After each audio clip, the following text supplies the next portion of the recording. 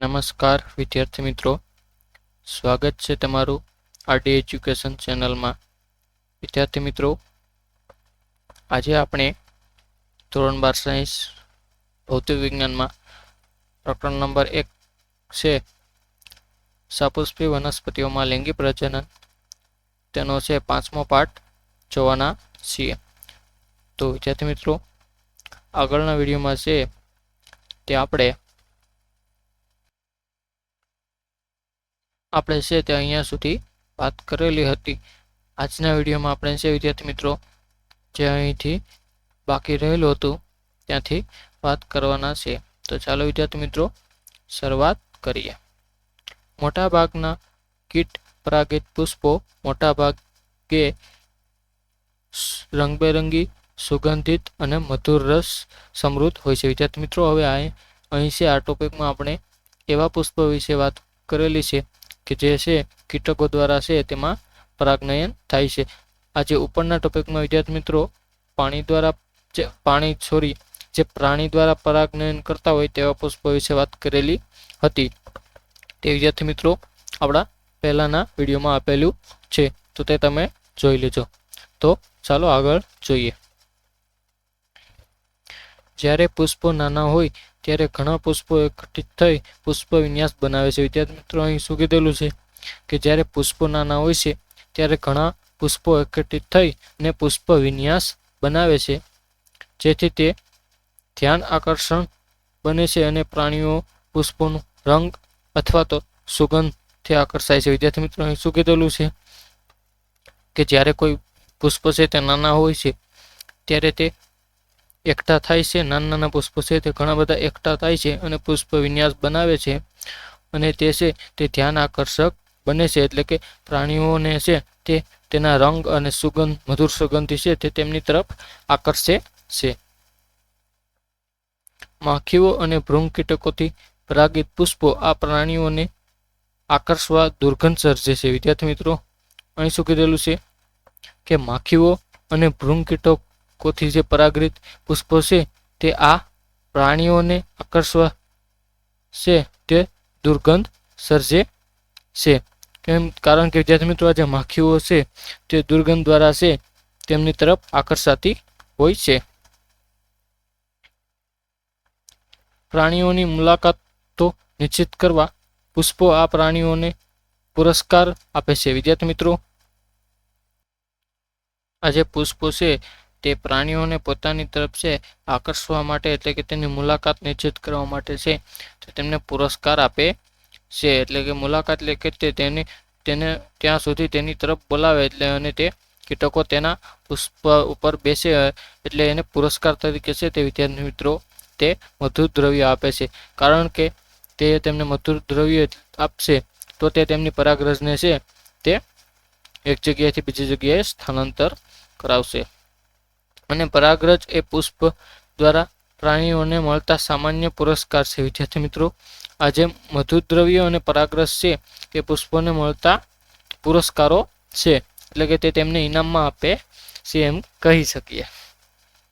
આ પુરસ્કારની પ્રાપ્તિ હેતુ આ મુલાકાતને પ્રાણીઓને પરાગાશય અને પરાગાસનના સંપર્કમાં આવે છે. વિદ્યાર્થી મિત્રો, અહીં શું કીધેલું છે કે આ જે પુરસ્કાર છે તે મેળવવા માટે જે છે તે પ્રાણીઓ છે, કીટકો છે તે પુષ્પમાં આવે છે અને પુષ્પ ઉપર બેસે છે, અને આ જે પરાગાશય અને જે પરાગાસન છે તેના સંપર્કમાં આવે છે. આ પ્રાણીઓનો દેહ પરાગરજનું આવરણ મેળવે છે.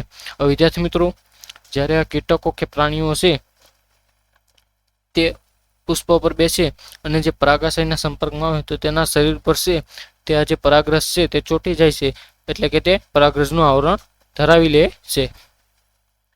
પ્રાણીઓ દ્વારા પરાગિત પુષ્પોમાં પરાગરજ ચિકાસયુક્ત હોય છે. વિદ્યાર્થી મિત્રો, અહીં શું કીધેલું છે કે એવા પુષ્પો કે જેમાં પ્રાણીઓ એટલે કે કીટકો અને પ્રાણીઓ દ્વારા છે જે પરાગનયન થતું હોય તેમાં જે આ પરાગરજ છે તે ચિકાસયુક્ત હોય છે, કે જેથી છે તે પ્રાણીના શરીરમાં સહેલાઈથી છે તેમાં ચોંટી જાય છે અને તેની સાથે સાથે સ્થાનાંતર કરી શકે છે. જ્યારે આ પ્રાણી પોતાના દેહ પર પરાગરજ સાથે પરાગાસનના સંપર્કમાં આવે છે ત્યારે પરાગનયન થાય છે. વિદ્યાર્થી મિત્રો, અહીં શું કીધેલું છે કે જ્યારે આ કોઈ પ્રાણી હતું કે જે બીજા પુષ્પ પર બેસેલું અને તેના પરાગાશયમાંથી છે તેમને જે પરાગરસ છે તેનું આવરણ મળેલું હતું, ત્યાર પછી એ કીટક અથવા તો પ્રાણી છે તે કોઈ બીજા પુષ્પ ઉપર જાય છે અને તેના જે સ્ત્રીકેસરનું પરાગાસન છે તેના સંપર્કમાં આવે ત્યારે છે ત્યાં પરાગરસ છે તે પ્રાણીના શરીરમાંથી છૂટી પડી અને આ જે પરાગાસન છે ત્યાં સ્થાપન થઈ જાય છે, એટલે કે પરાગનયન થઈ જાય છે. કેટલીક જાતિઓમાં પુષ્પીય પુરસ્કાર સ્વરૂપે તમે ઈંડા મૂકવા માટેનું સલામત સ્થાન પૂરું પાડે છે. વિદ્યાર્થી મિત્રો, અહીં શું કીધેલું છે કે કેટલીક જાતિઓ છે તેમાં પુરસ્કાર તરીકે છે તેમને ઈંડા મૂકવા માટેનું છે તે સ્થાન છે તે પૂરું પાડવામાં આવે છે, એટલે સલામત સ્થાન પૂરું પાડવામાં આવે છે કે પ્રાણીઓના છે તે ઈંડા છે ત્યાં સુરક્ષિત રહી શકે છે તેના પુષ્પમાં. તેનું ઉદાહરણ છે સુરણનું સૌથી ઊંચું પુષ્પ. વિદ્યાર્થી મિત્રો, આ જે સુરણનું પુષ્પ છે તેમાં સૌથી ઊંચું પુષ્પ હોય છે તે બહુ ખૂબ જ વિશાળ પુષ્પ હોય છે. અહીં તમને દર્શાવેલ છે તે પુષ્પ પોતે જ 6 ફૂટની ઊંચાઈ ધરાવે છે. વિદ્યાર્થી મિત્રો, આ જે પુષ્પ છે તે પોતે 6 ફૂટની ઊંચાઈ ધરાવે છે, એટલે અનુમાન લગાડી શકો છો તમે કે તેની જે પરિમાણ છે તેની સાઇઝ છે કેટલી મોટી હશે, એટલે એમાં પ્રાણીઓ ઈંડા છે તે સહેલાઈથી તેમાં રહી શકે છે અને તે સુરક્ષિત રહે છે. આવો જ આંતર સંબંધ ફૂદાની જાતિ અને યુકા વનસ્પતિ વચ્ચે જોવા મળે છે. અહીં શું કીધેલું છે કે આવો આંતર સંબંધ છે વિદ્યાર્થી મિત્રો તે ફૂદાની જાતિ અને યુકા નામની જે વનસ્પતિ છે તે બંનેની વચ્ચે જોવા મળે છે. તેમાં શું થાય છે વિદ્યાર્થી મિત્રો કે ફૂદા છે તે આ જે યુકા નામની વનસ્પતિ છે તેના પુષ્પ છે તેમાં પોતાના ઈંડા મૂકે છે, જેથી છે વિદ્યાર્થી મિત્રો તેના બદલામાં જે ફૂદા છે તેમનું પરાગનયન કરાવી આપે છે અને તેમના જે ઈંડા છે તેમાં સુરક્ષિત રહી શકે છે. તમે ઘણીવાર જોયું હશો વિદ્યાર્થી મિત્રો કે કપાસ હોય, કપાસ તેના ઝીંડવા છે જ્યારે ખુલે વિદ્યાર્થી મિત્રો તે પેક હોય ને ત્યાર પછી તેનું સ્ફોટન થાય, એટલે કે તેમાંથી કપાસ છે તે રૂ છે જે રેશમ રૂ આપણે કે રૂ કહીએ છીએ તે નીકળે છે વિદ્યાર્થી મિત્રો, જેમાંથી રેશમ શું વિદ્યાર્થી મિત્રો તેમાંથી કપડાં બનાવવામાં આવે છે. તો વિદ્યાર્થી મિત્રો તેમાંથી રેસાઓ અને દોરાઓ બને છે. તો વિદ્યાર્થી મિત્રો આજે જેનું જે ઝીંડવું છે વિદ્યાર્થી મિત્રો તેના ઝીંડવામાં ઘણીવાર તમને અંદરથી જ વિદ્યાર્થી મિત્રો ઘણીવાર ઈયળ છે, ઈયળ લાલ અથવા તો ગુલાબી કલરની ઈયળ છે તમને નીકળતી દેખાય છે. તો વિદ્યાર્થી મિત્રો એમાં પણ આવું જ હોય છે કે જ્યારે પુષ્પ હોય કપાસનું પુષ્પ ત્યારે તેમાં છે તે કીટક આવી અને પોતાના ઈંડા મૂકી જાય છે અને ત્યાર પછી છે તેનું જે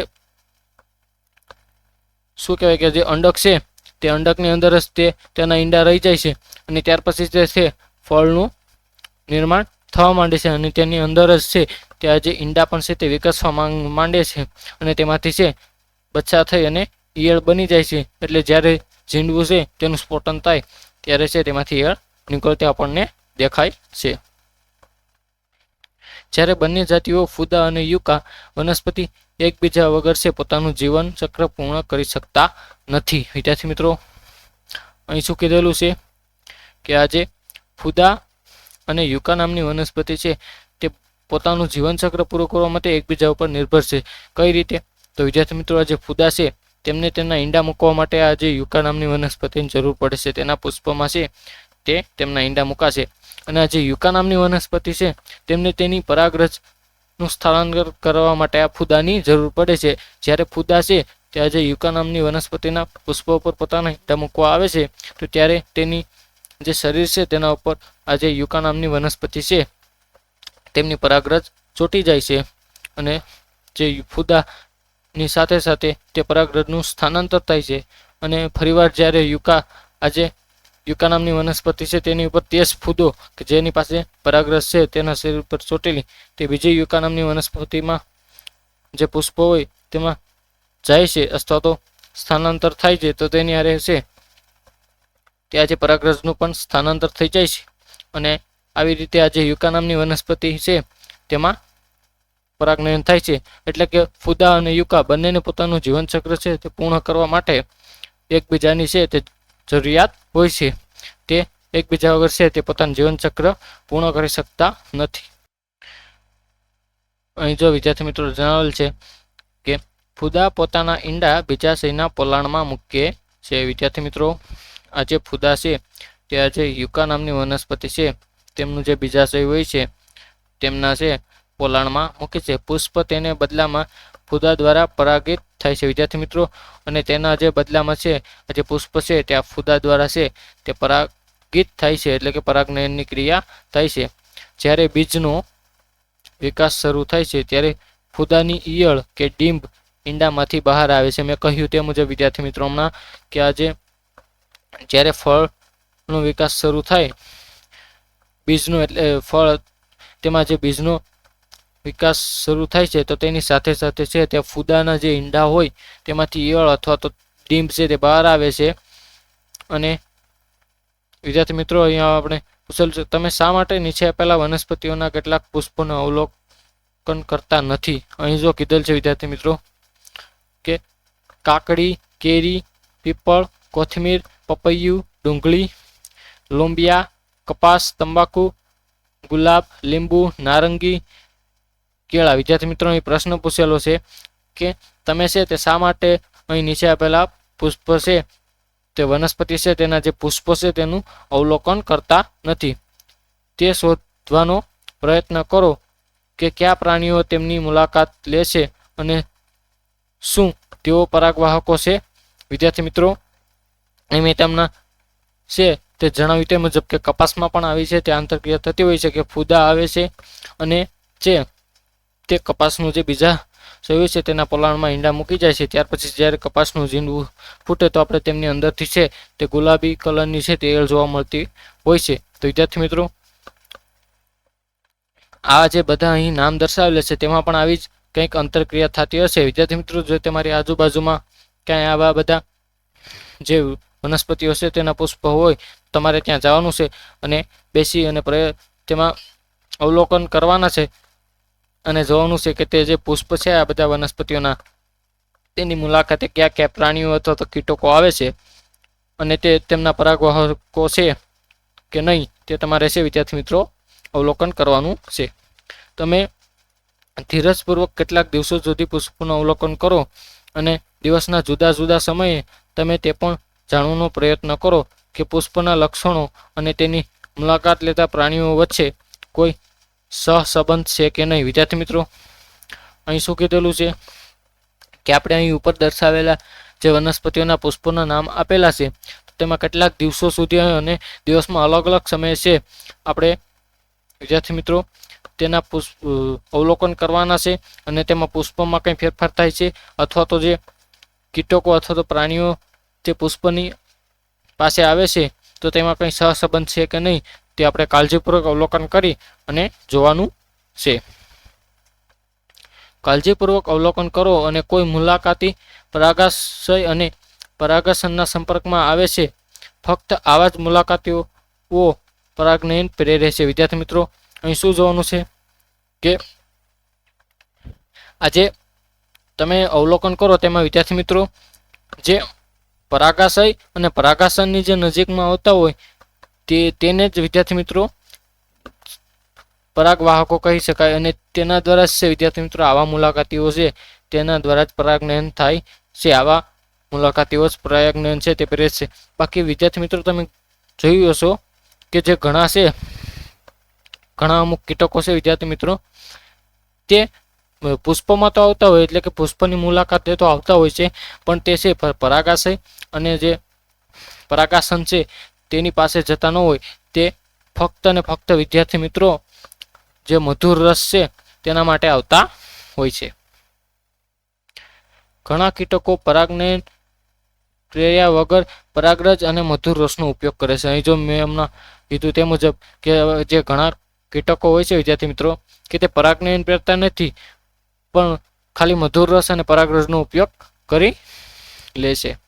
આ પુષ્પ મુલાકાતીઓને પરાગરજ અથવા તો મધુર રસના લૂંટારાઓ કહે છે. જો વિદ્યાર્થી મિત્રો અહીં શું કીધેલું છે કે આવા મુલાકાતીઓ વિદ્યાર્થી મિત્રો તેને છે પરાગરજ અથવા તો મધુર રસના લૂંટારાઓ કહેવામાં આવે છે. તમે કદાચ પરાગવાહકોને ઓળખી પણ શકો અથવા ન પણ ઓળખી શકો, પરંતુ એ ચોક્કસ છે કે તમે તમારા પ્રયત્નોને માણસો. વિદ્યાર્થી મિત્રો અહીં શું કીધેલું છે કે તમે કદાચ ઓળખી શકો કે આ છે તે પરાગવાહકો છે અને આ છે તે લૂંટારાઓ છે, પરંતુ જે તમારા જે તમે જે પ્રયત્નો છે તેને ચોક્કસથી તમે માણશો.